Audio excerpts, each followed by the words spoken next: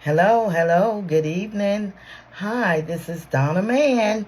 I'm the author of It's Time to Live the Kingdom Way, and I'm also the author of a children's book, The Kingdom of God for Children, and I have a devotional, and I have this book here that I'm going to start talking about, and putting it out there. So, the name of this book is The Stranger I Thought I Knew, Hidden Signs of a Narcissist.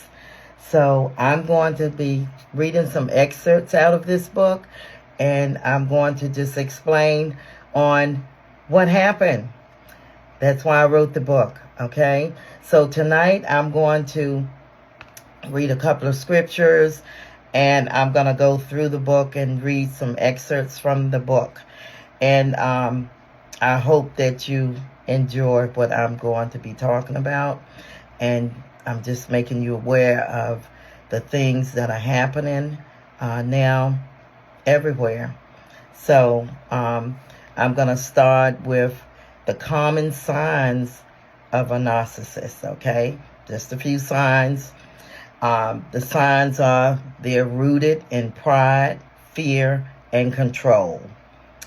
And in the book of Ephesians 6 and 12, it tells us,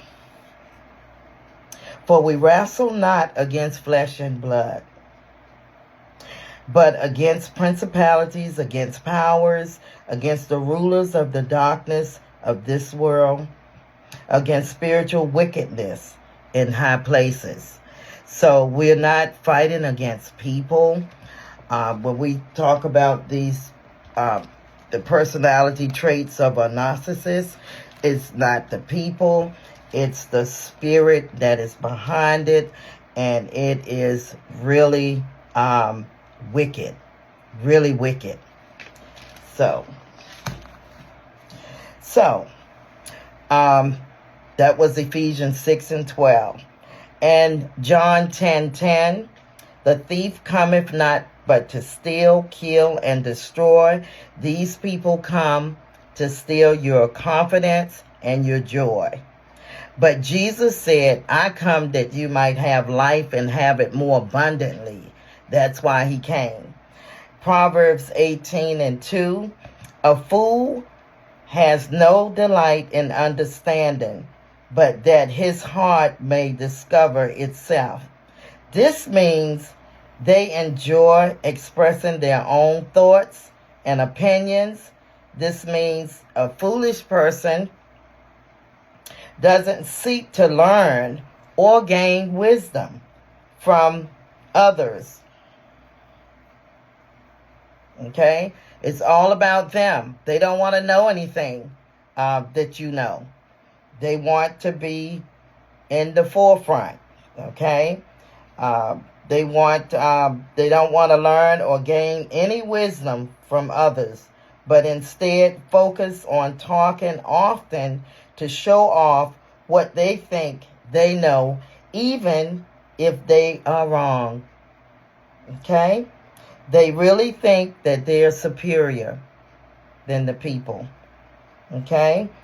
Also, they will distract you with drama. In Isaiah 5 and 20, it says, "Woe unto them that call evil good and good evil, that put darkness for light and light for darkness." They also put bitter for sweet and sweet for bitter. This is a condemnation of deliberately distorting right and wrong, leading to a woe or disaster.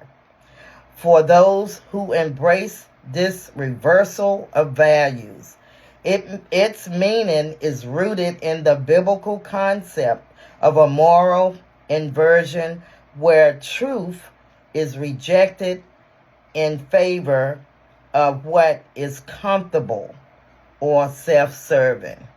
So they distort a lot of things. Okay? So I'm going to go ahead now and read some excerpts out of my book on how this thing came about with me, with this person has a hidden signs of a narcissist. Okay, it starts out. I'm sharing my experience to help you stay prepared in case you encounter someone who is not genuine, who's fake. Don't be swayed by their charm and appearance. Before entering into any relationship, do your research and take your time to understand them. Ask plenty of questions and observe how they interact with their family and friends. If they talk excessively about themselves, consider it a warning sign. Okay? Okay. During a visit to someone's house, I ended up in a conversation about church and various situations. The individual was speaking with mention that the local churches lack focus on aspects like prayer and deliverance. That's what they do. They pick something out and talk about it and try to make the other people look bad. After leaving, I later found out that this same person had gathered more information about me. Okay? So he gained more information. The narcissists seek individuals who enhance their image aligned with the persona they want to portray. So they want what you have. They don't have it, but they want what you have. And they'll do anything to, discredit you. They are drawn to strong-willed and talented individuals which match my profile. Subsequently, he devised a plan. He requested the person to contact me and, get my phone number and all that, okay? So I agreed to, give my number. I thought that wouldn't be bad. But, about 2 weeks later, I received a call from the individual asking if he could call me occasionally as he worked on a truck. He drove a truck. At the time, being retired, I didn't think much of it. I just thought, oh, well, it's challenging to socialize with others around here because usually people are at work or they don't want to be bothered. So it's hard to really, get with people around in this area. Okay? So here we go. We start the romance with a touch of class and finesse. Okay? We started talking on the phone every day, sometimes 2 and 3 times a day. But what I didn't realize, he was just keeping track of where I was. And he was calling me like early in the mornings, and I would end up being on the phone for hours and realize that it's gotten late now. It's 3 o'clock. I've been on the phone since 5, 6, whatever. And the person just was keeping track. I didn't know that at the time. I thought it was just great. You know how you find someone and you just think, they just think a lot about you and they talking to you and all that. Well, this is what happened, okay? And then he just began to, talk about all the different marriages he had been a part of, multiple marriages. I was just glad to have someone to talk to. So I didn't pay attention to what he was doing because I've never been in any situation like that. So I had no reason to try and figure it out or, I guess my spiritual antennas wasn't working or whatever. But anyway, they portrayed themselves as a victim in all the relationships, even claiming to be a prophet. According to him, the lifestyles of the different marriages, they were like party animals. That's what he said. That's what they do. They make the other people look bad. Said that they were party animals while he was often on the road. And the third wife, he said, was a prophetess. And I'm not going to get into that because after I was writing the book and realized that he was lying about a lot of things, because the prophetess probably got him the nonprofit stuff with, pastoring and being a prophet and all that. She probably helped him do that, okay? Because that's what they do. The narcissist predicts your future without your awareness, drawing you in with their deceptive ways.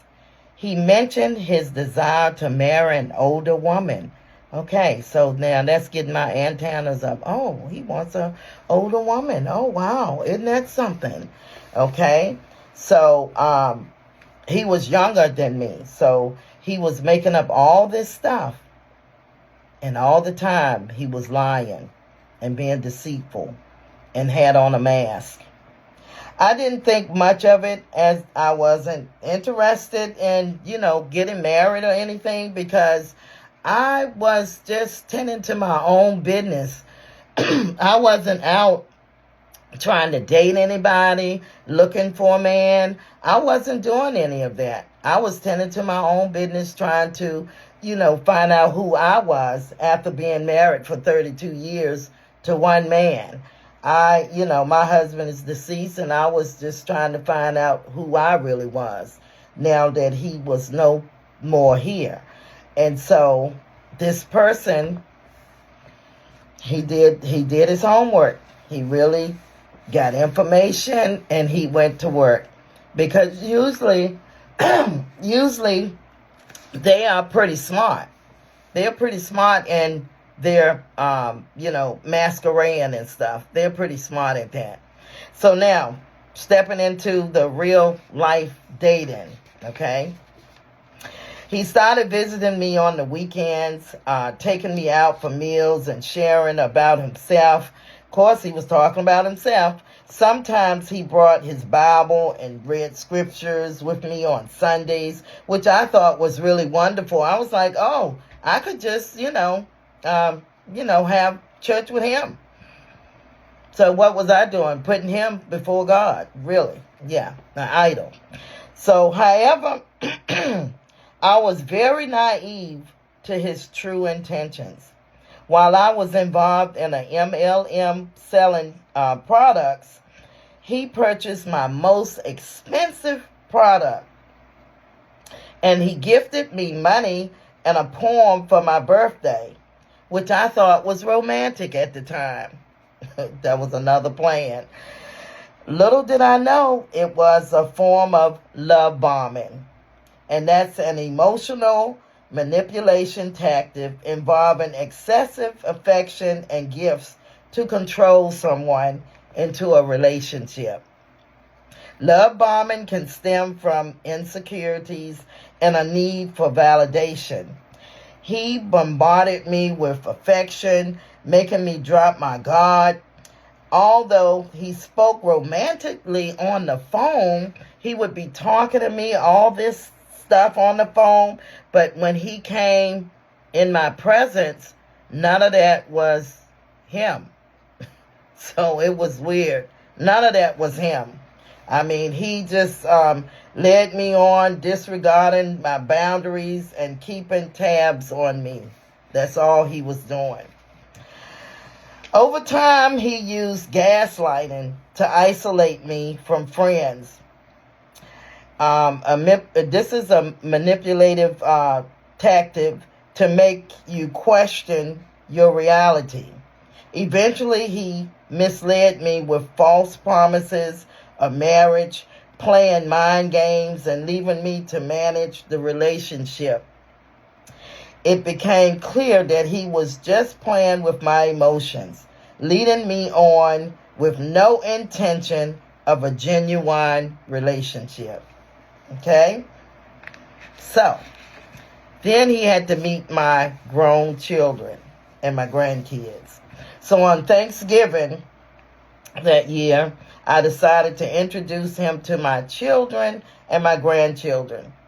While he was at our house, I observed him laughing, just all uncontrollable, because my son was saying some stuff and he was acting like he really was really, was really funny. But it really wasn't all that funny. I didn't think it was all that funny. So he was uncontrollable, laughing at his remarks.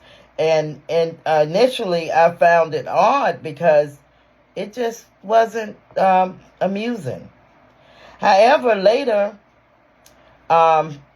we realized, that it was just a facade. He was just being phony. So one of my daughters said, well, why is he taking his food? Now, he was supposed to be eating with us for Thanksgiving, but he was taking a plate with him. So that just doesn't add up, but that's what he was doing, okay? So now he's going to initiate a Bible study. In February 2021, he initiated a Bible study on Tuesday evenings. Initially, I was just enthusiastic about it, was excited that I could be supporting him in ministry because, I married this person and I'm supposed to be, his wife and all that, So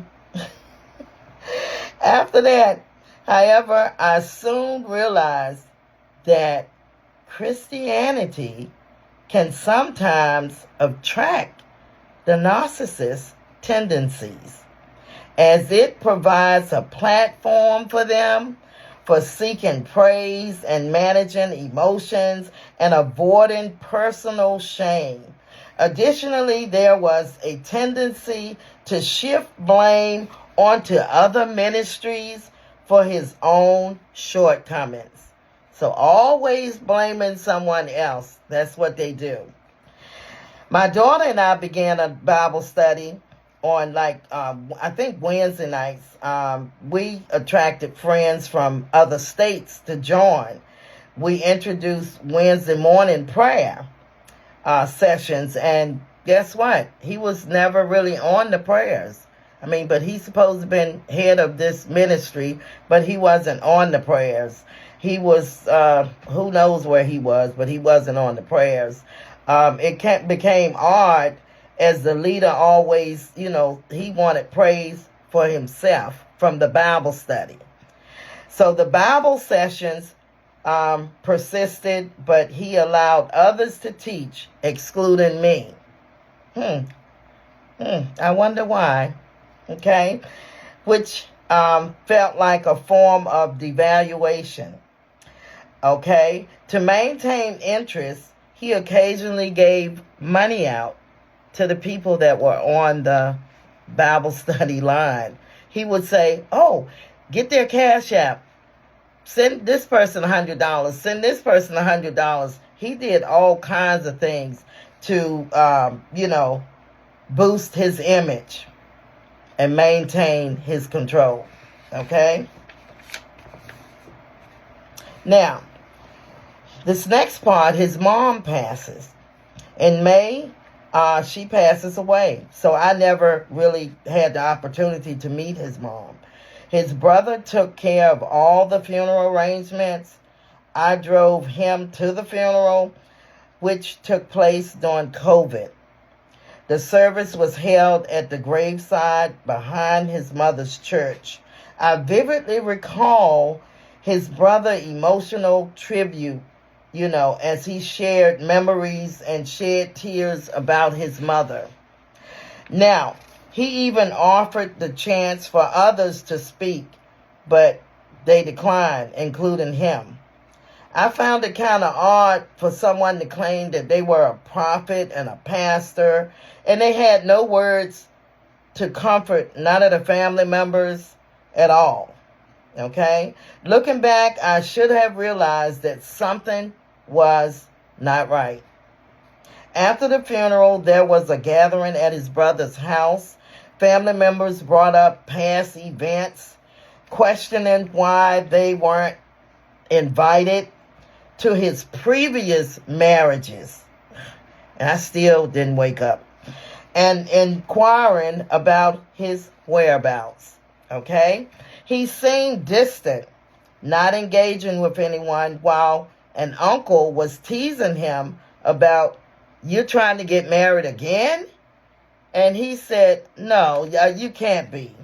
So the atmosphere was tense, and many family members who had seen him and who hadn't seen him in a long time were at a loss for words. He attempted to sway the people by using passages from the Bible, and one of the persons said, Satan knows the Bible too, and he can quote scriptures. So, and I still, ding, ding, ding, it still didn't come. The situation grew more uncomfortable as he played the victim, behaving like a child. Despite these signs, I failed to notice the warning signals as he remained disconnected from his own family. Okay? Now we're letting the wedding plot commence. Okay, let's dive into the wedding planning. I was overjoyed and asked him about the marriage date, all this stuff. Do you know I was actually the one running around doing everything for this little marriage date? I was doing everything. And that was his plan. He just would say, "Go to Just Peace, go do this, do that, go get light, see how much lights on." I was doing all this. I realized he had me running around like I was crazy. We decided on a simple Justice of the Peace ceremony, brought rings, and set the date. However, I felt like a secret when he ignored introducing me to people he knew. He would just go ahead of me, away from me, to go talk to these people. We got married on August the 20th. I invited my brother and son to celebrate because it was just at the Justice of the Peace. But my family was not supportive, hinting that he wasn't the right choice. They never told me nothing about the guy. I never knew that he had bad character. He wasn't no good. I didn't know any of that. And I'm not going to blame them because I don't know if they had told me, would I've changed my mind. So I'm not going to put that on them. I'm just saying they never once said who he really was. I didn't know him. I wasn't here. I discovered he had gathered information about me from one of my brothers, okay?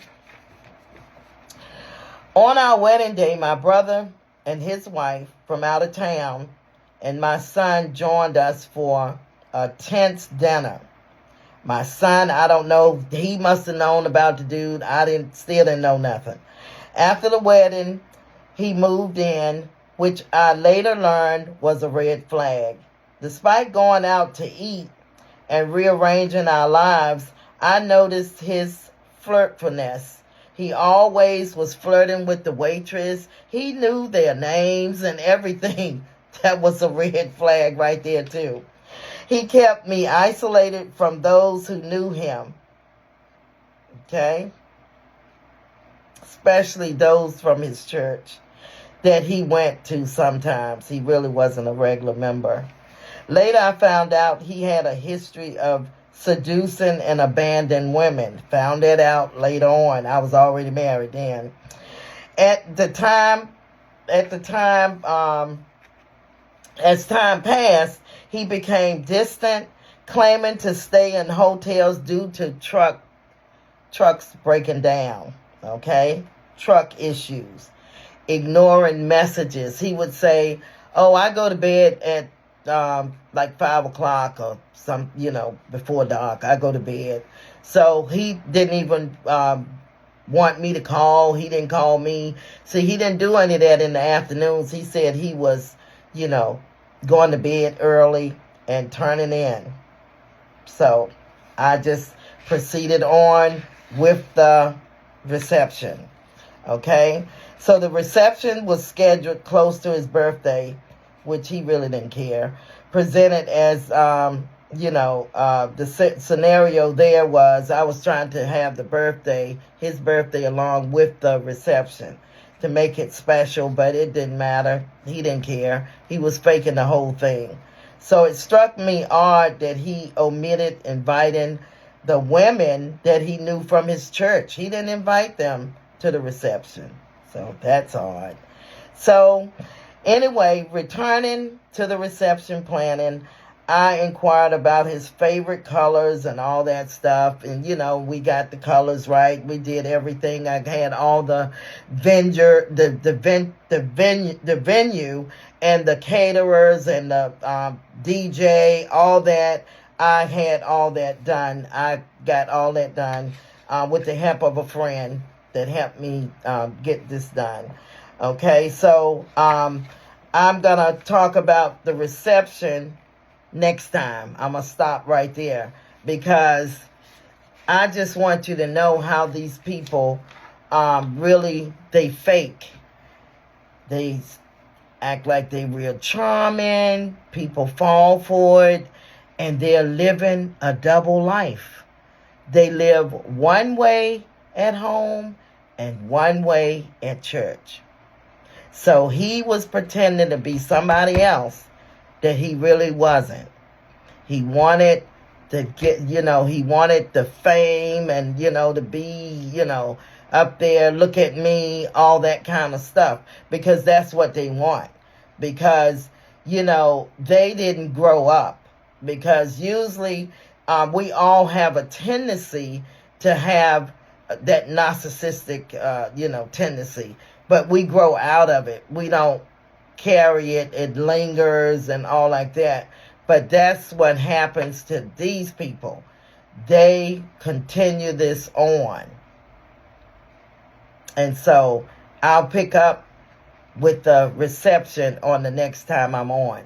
So have a blessed night, and I'll be back on to do the recap of the reception to show how fake this person really was, and how me talking about this could probably help somebody else. They might know some people like this.